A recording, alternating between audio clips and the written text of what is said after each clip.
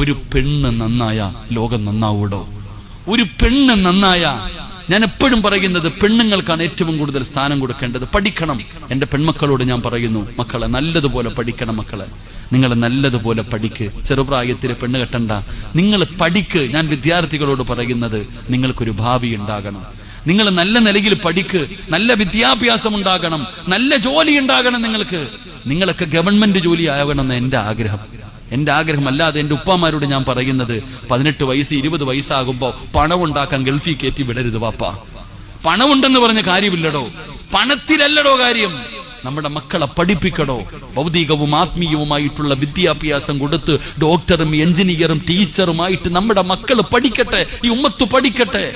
ഏത് ഓഫീസിൽ പോയാലും നമ്മുടെ സമുദായം ഇല്ലല്ലോ, ഇട്ട് തട്ടുകയല്ലേ സഹോദര. അവിടെ ഇരുന്നു കൊണ്ട് എന്തെല്ലാം പ്രവർത്തനങ്ങൾ നടത്താൻ കഴിയും, ദഅവത്ത് നടത്താൻ കഴിയും. ഞാൻ പറയുന്നത് നല്ലതുപോലെ പഠിക്കണം മക്കൾ.